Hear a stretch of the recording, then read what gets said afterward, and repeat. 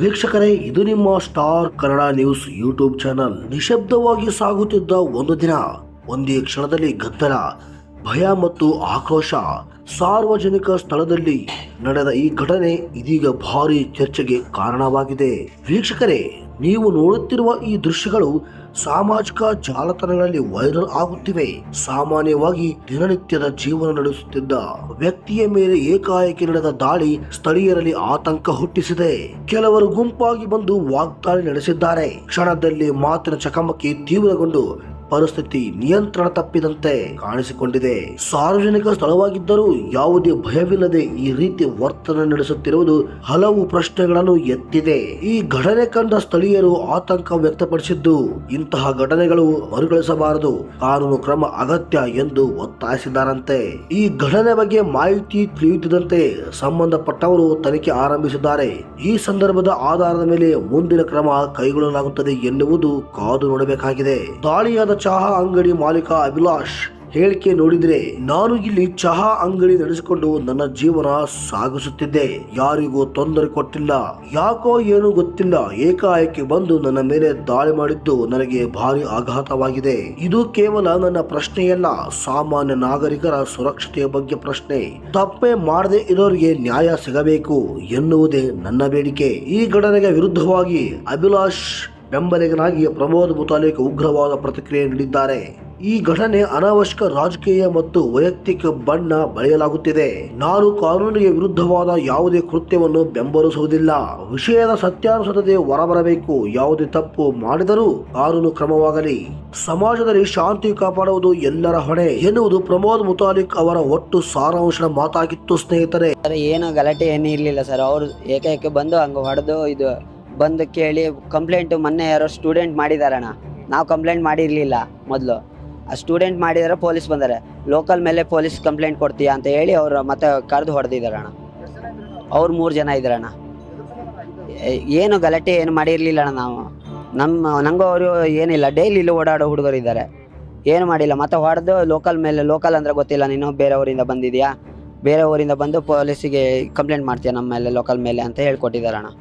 ಮತ್ತೆ ಹೇಳಿದಾರೆ ನಿನ್ನ ಬಿಡಲ್ಲ ಅಂತ. ಗಾಡಿ ಮೇಲೆ ಎತ್ತಾಕೊಂಡು ಹೋಗಿ ನೋಡಿದ್ರಣ್ಣ. ಬೈಕ್ ಮೇಲೆ ಕೂರ್ಲಿದ್ದಕ್ಕೆ ಕೆಳಗೆ ಹಾಕಿ ಹೊಡೆದು ಮತ್ತೆ ಇಲ್ಲೆಲ್ಲ ಗಿಬ್ಬರಿದ್ದಾರಣ್ಣ. ಮತ್ತೆ ತುಳಿದಿದ್ದಾರೆ ನೆಲಕ್ಕೆ ಹಾಕಿ.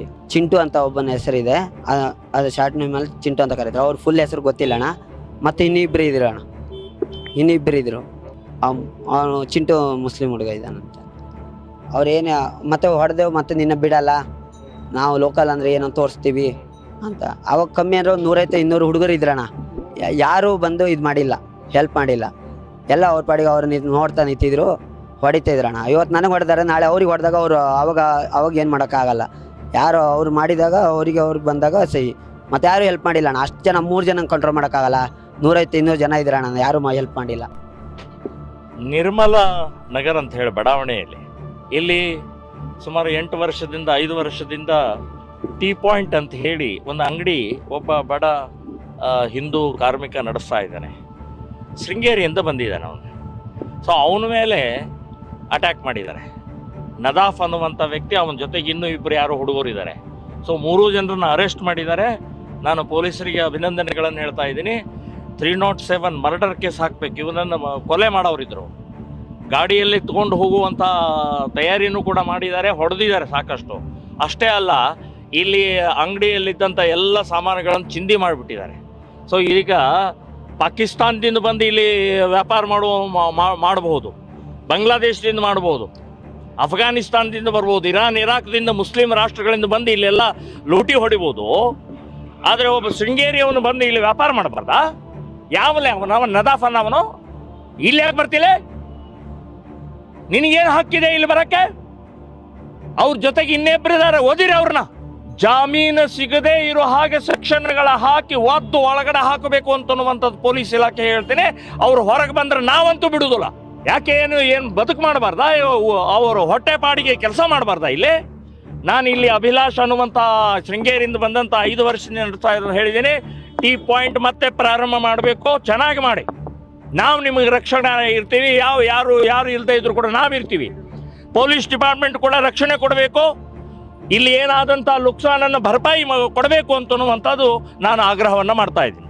ಯಾವುದು ಸತ್ಯ, ತಪ್ಪಿತಸ್ಥರು ಯಾರು, ಇದಕ್ಕೆ ಉತ್ತರ ನೀಡಬೇಕಾಗಿರುವುದು ಈಗ ತನಿಖೆಯ ಮೇಲಿದೆ. ಕೋಪ, ಸಹನೆ ಮತ್ತು ಹಿಂಸೆಯಿಂದ ಯಾವುದೇ ಸಮಸ್ಯೆ ಪರಿಹಾರ ಸಿಗುವುದಿಲ್ಲ. ಕಾನೂನು ಕೈಗೆತ್ತಿಕೊಳ್ಳದೆ ಶಾಂತಿಯ ಮಾರ್ಗವೇ ಶ್ರೇಷ್ಠ ಎಂಬುದು ಈ ಘಟನೆ ಮತ್ತೆ ನೆನಪಿಸುತ್ತದೆ. ಈ ಪ್ರಕರಣದ ಮುಂದಿನ ಬೆಳವಣಿಗೆಗಳು ಏನು, ಆರೋಪಿಗಳ ವಿರುದ್ಧ ಯಾವ ಕ್ರಮ ಕೈಗೊಳ್ಳಲಾಗುತ್ತದೆ, ನಿಮ್ಮ ಅಭಿಪ್ರಾಯವನ್ನು ಕಾಮೆಂಟ್ ನಲ್ಲಿ ತಪ್ಪದೆ ತಿಳಿಸಿ. ಇಂತಹ ತಾಜಾ ಸುದ್ದಿಗಳಿಗಾಗಿ ನಮ್ಮ ಚಾನಲ್ಗೆ ಸಬ್ಸ್ಕ್ರೈಬ್ ಮಾಡಿಕೊಳ್ಳಿ. ಸಿಗೋಣ ಮತ್ತೊಂದು ವಿಶೇಷವಾದಂತಹ ವರದಿಯಲ್ಲಿ. ಎಲ್ಲರಿಗೂ ಧನ್ಯವಾದಗಳು.